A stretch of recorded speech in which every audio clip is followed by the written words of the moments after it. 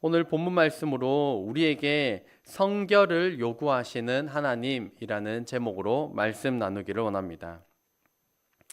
지난주 본문 말씀에 이어 오늘 본문 말씀으로 이어지는데요. 지난주 말씀 기억나시나요?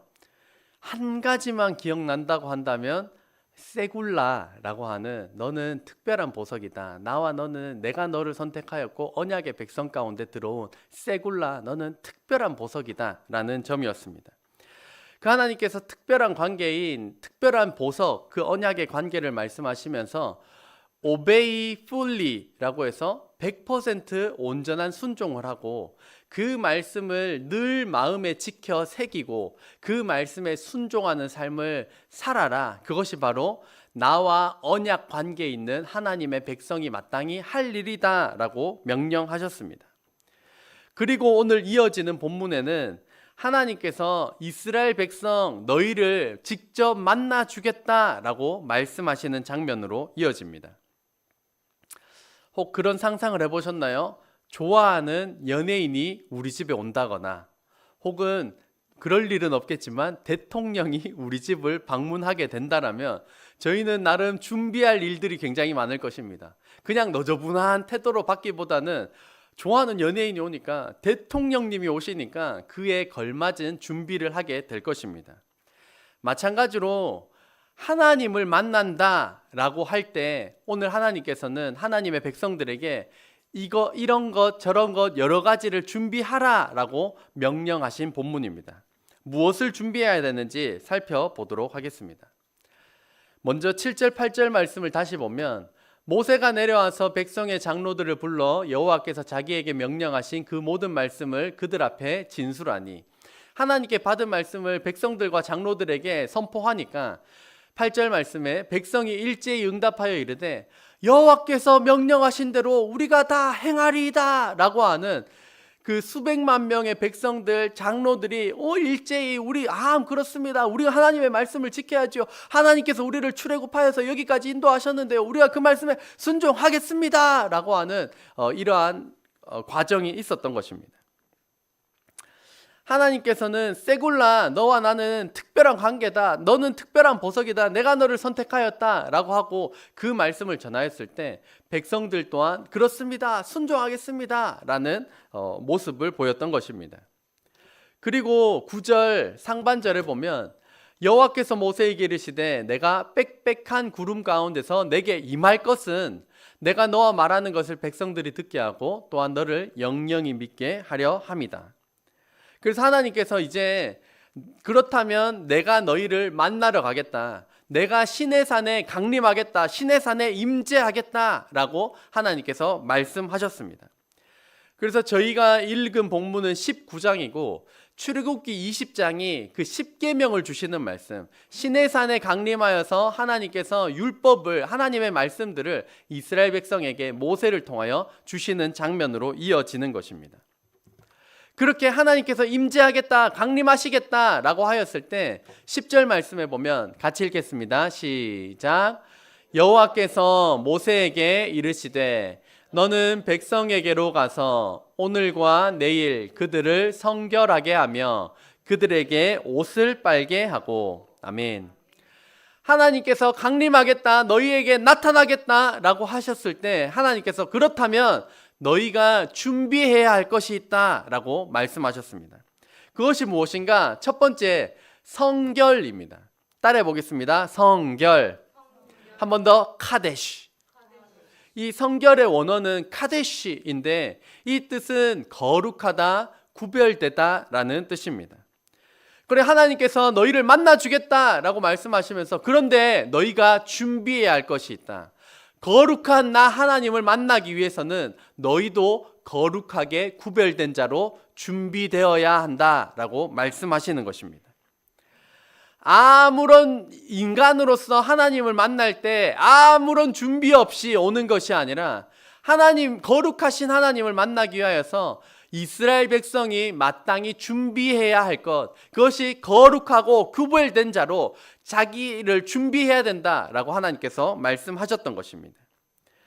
구체적인 방법으로는 하나님께서 옷을 빨아라, 옷을 세탁해라 라고 말씀하셨는데, 성경에서 이 옷을 빤다, 옷을 세탁한다 라는 의미는 몸과 마음을 깨끗이 한다 라는 의미입니다. 옷을 빨아라 라고 하셨지만 이것은 몸과 마음을 깨끗이 하라 라는 의미입니다. 그래서 하나님을 만나기 위해서는 옷을 빠는 것, 겉에 이 옷을 깨끗하게 준비하는 것도 마땅히 해야 할 일이지만, 그와 마찬가지로 우리의 내면 또한 성결하게, 거룩하게, 깨끗한 자로 준비되어야 거룩한 하나님을 만날 수 있다라고 말씀하시는 것입니다. 오늘 저희의 복장도 보면, 저도 평소에는 정장을 입지 않지만 예배 드릴 때는 정장을 입습니다. 저희의 복장도 살펴보면 그 친구를 만날 때 입는 옷이 있는가 하면, 동네 슈퍼마켓 갈 때 이렇게 입고 가시는 분 계신가요? 슈퍼마켓 가려고 막 차려 입지는 않을 것입니다. 슈퍼마켓 갈 때 옷이 다르고, 또 운동할 때 옷차림이 다른가 하면 예배 드릴 때 우리의 옷차림 또한 준비되어야 한다는 것입니다.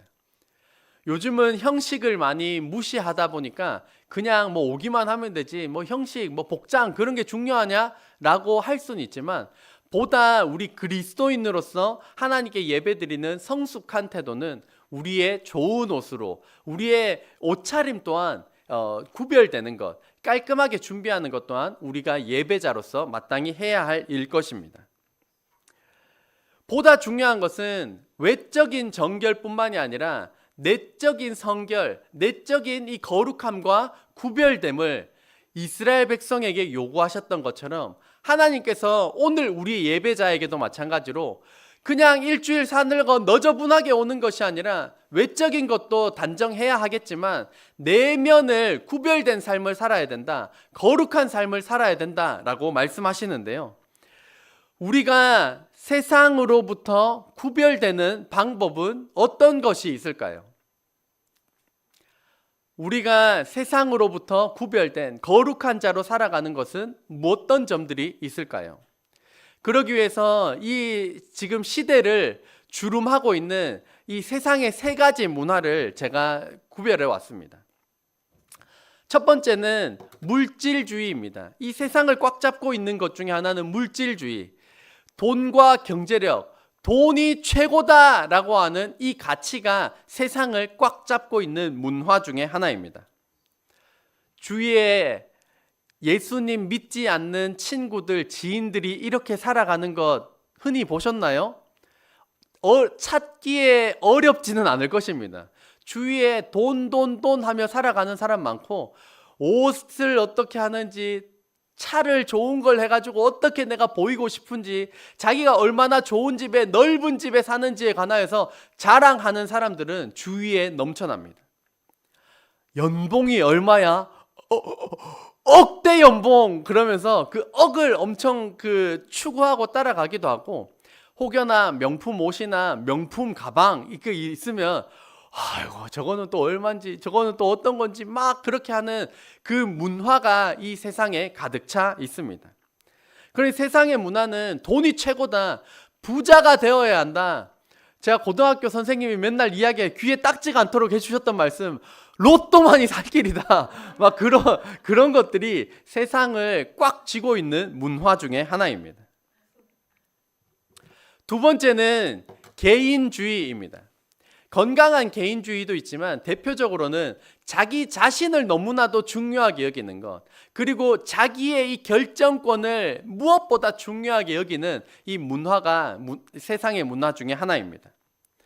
지금은 이제 집단보다 개인이 더 중요한 시대를 살고 있습니다.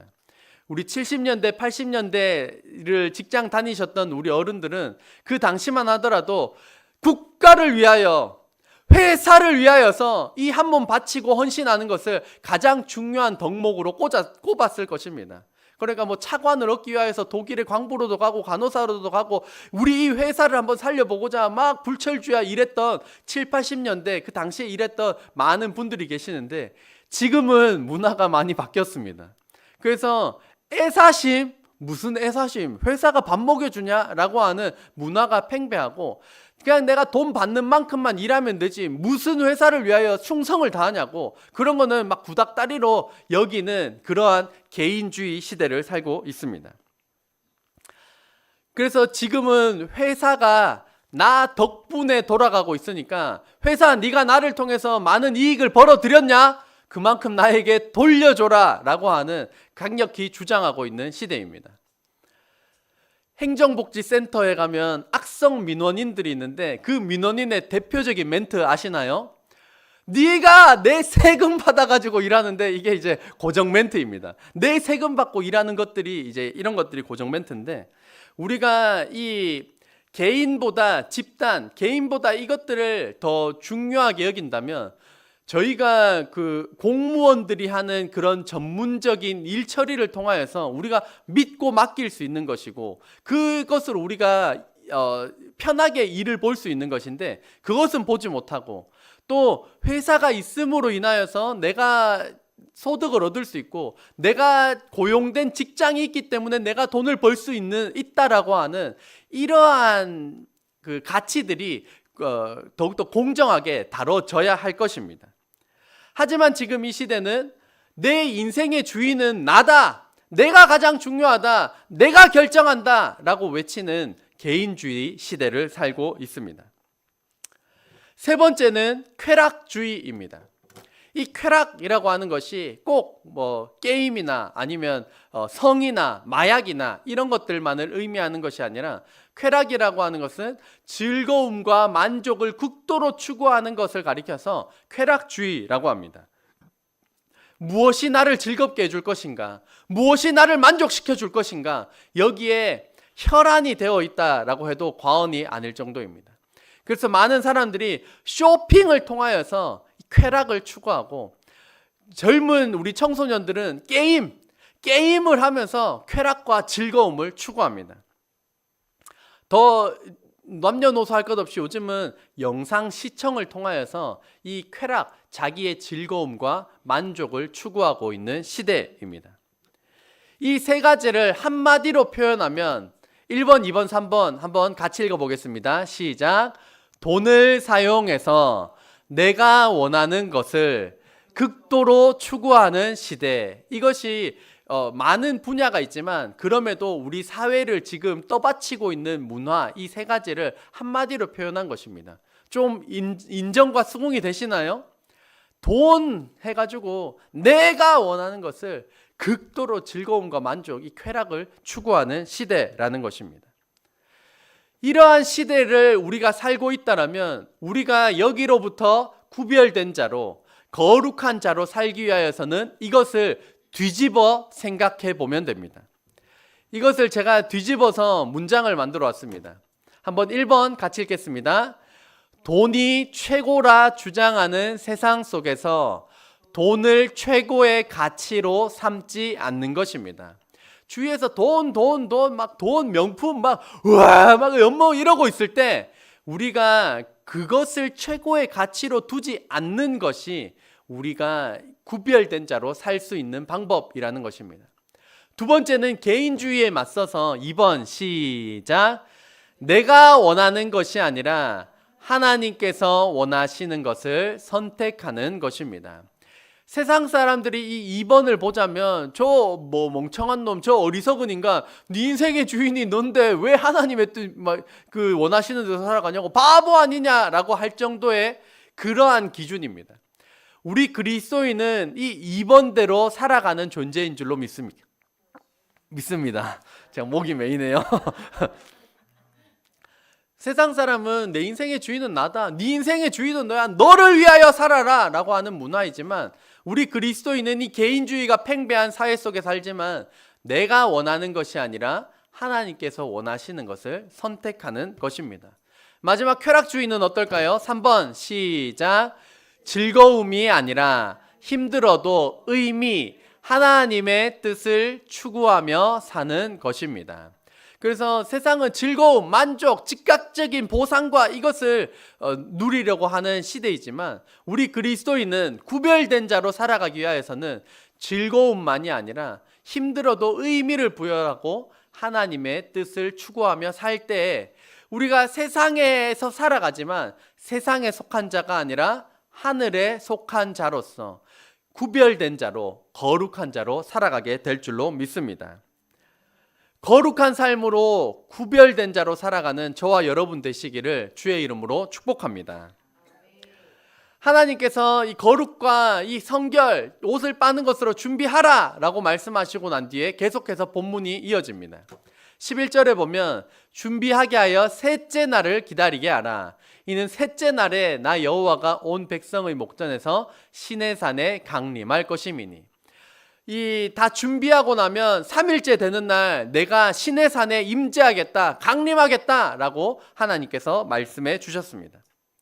그리고 12절, 13절 말씀을 보면 너는 백성을 위하여 주위에 경계를 정하고 이르기를 너희는 삼가 산에 오르거나 그 경계를 침범하지 말지니 산을 침범하는 자는 반드시 죽임을 당할 것이라. 그런 자에게는 손을 대지 말고 돌로 쳐 죽이거나 화살로 쏘아 죽여야 하리니 짐승이나 사람을 막론하고 살아남지 못하리라 하고 나팔을 길게 불거든 산 앞에 이를 것이니라 하라.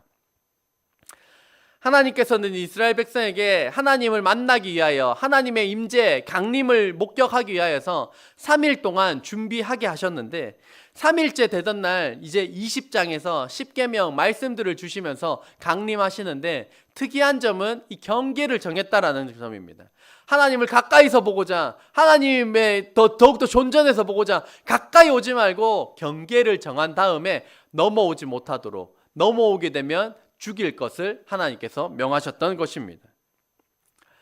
왜 하나님께서 강림하실 것이라 말씀하셔 놓고는 왜 경계를 정하셨던 것일까요? 왜 경계를 넘으면 죽임을 당할 것이라고 말씀하셨을까요? 이는 창조주와 피조물 사이에 경계가 있음을 알려주시기 위함이었습니다. 한번 따라해 보겠습니다. 창조물과 피조물 사이에 경계가 있습니다. 창조주 하나님과 피조물인 인간 사이에는 경계가 있다라는 것을 알려주기 위하여서 하나님께서 경계를 정하셨던 것입니다. 우리가 믿는 하나님, 우리가 사랑하는 하나님은 어떠한 분이십니까? 어떠한 분으로 우리 사랑하는 성도님들이 하나님을 대하시고 하나님을 만나셨습니까? 하나님을 너무 편한 존재로 인식하지 않기를 바랍니다. 하나님께서 성경을 통하여서 우리에게 아버지로서, 성자로서, 성령으로서 우리에게 친근하고 아버지로서 우리에게 육신을 입고 오신 예수님으로서 너무 친근하게 보여주셨지만 그렇다고 해서 우리가 이 삼위일체 하나님을 막 대하고 함부로 대해서는 안 된다라는 점을 우리가 간과할 때가 있습니다. 그러니까 하나님을 향하여 원망을 쏟아놓고 하나님을 나와 비슷한 동급으로 되는 것처럼 그렇게 취급하는 것들이 다 잘못되었다라는 것입니다. 하나님께서 시내산에 강림하겠다 약속해 주셨지만 시내산의 경계를 정하여서 피조물인 인간과 창조주 하나님 사이에는 분명한 경계가 있다. 내가 너희를 사랑하지만, 내가 너희를 위하여 목숨 바쳐 사랑하지만 그럼에도 불구하고 신과 피조물 사이에는 엄연한 간극이 있다라는 것을 알려주기 위함이셨던 것입니다. 그래서 인간으로서 하나님을 믿을 때 요구되는 태도는 따라해 보겠습니다. 하나님을 사랑하는 것. 또 한 가지는 하나님을 두려워하는 것. 이 두 가지가 반드시 필요한 것입니다. 하나님을 아버지로서 나를 위해 죽으시고 부활하신 그 주님으로서 사랑하는 이 태도가 너무나도 중요한 것이지만 창조주이자 신이신 그 하나님을 대할 때 우리가 피조물인 우리 인간으로서 두려워하는 것, fear, 경외하는 태도가 우리 인간에게 필요하다라는 것입니다. 하나님께서 이스라엘 백성들을 너희가 옷을 빨고 거룩하고 성결하게 준비되었을 때 만나주겠다 말씀하시고 시내산에 강림하셨고 모세를 통하여서 율법과 말씀들을 주시면서 이스라엘 백성들을 만나 주셨습니다. 그렇다면 오늘 저와 여러분은 하나님 만날 준비가 되어 계십니까? 하나님의 임재를 대면할 준비가 되셨습니까? 이를 위하여서 우리가 점검할 단어가 바로 예배입니다. 예배는 한자는 예의 예와 절배를 사용합니다. 그러므로 예배란 예의를 갖추어서 하나님 앞에 엎드리는 것입니다. 한번 같이 읽겠습니다. 예의를 갖추어 시작. 예의를 갖추어 하나님 앞에 엎드리는 것. 오늘 예배 드릴 때 이러한 자세로 드리셨나요? 예의를 갖추어 하나님 앞에 엎드리셨나요? 예배를 통하여서 하나님께서 시내산의 경계를 정하여서 넘어오지 못하도록 하셨던 것처럼 예배 때마다 하나님은 나와 동급이 아니시다. 하나님은 창조주 하나님이시다. 하나님은 신이시다 라고 하는 그 위대하고 존엄한, 우리의 단어로는 표현할 수 없는 그 위대하신 하나님 앞에 예배 시간을 통하여서 예의를 갖추어 하나님 앞에 납작 엎드림을 통하여서 창조주 하나님은 높여드리고 피조물인 인간은 그 하나님 앞에 납작 엎드려져서 하나님은 높여드리고 저와 여러분은 낮아지는, 납작 엎드리는 저와 여러분 되시기를 주의 이름으로 축복합니다. 오늘 말씀에 하나님께서 만나 주실 때 거룩하게 성결하게 구별되어 있어야 한다. 몸과 마음을 깨끗이 해야 한다. 그렇지 않으면 만나주지 않겠다라고 말씀하셨습니다. 거룩함이 준비되지 않으면 하나님의 임재도 감지되지 않습니다. 예배를 통하여 하나님의 살아계심을, 하나님의 임재를 경험하고 계십니까? 아멘. 그것을 경험하고 있다면 참으로 축복 중에 축복입니다. 하지만 반대로 내가 예배는 드리는데 아무런 감동도 없고 하나님의 임재도 하나님의 살아계심도 잘 느끼지 못하겠다, 잘 경험하지 못하고 있다라고 여겨지신다면 오늘 말씀으로 저와 여러분의 예배 태도를 점검해 보시기를 바랍니다. 나는 거룩한 자로서, 나는 구별된 자로서, 나는 성결하게 하나님께 예배 드리기 위하여서 준비되고 있는가? 옷을 빨라라고 말씀하신 것처럼 외적인 것뿐만이 아니라 나의 내면 또한 거룩하신 하나님을 뵙기 위하여서 내 내면은 준비되고 있는가? 말씀을 통하여 점검함으로 그렇게 준비되었을 때 하나님께서 이스라엘 백성들을 만나 주셨던 것처럼 거룩한 하나님을 만나고 경험하기 위하여서 준비됨을 통하여 지금도 살아계셔서 역사하시는 그 하나님의 임재를 체험하고 누리는 저와 여러분 되시기를 주의 이름으로 축복합니다. 기도하겠습니다.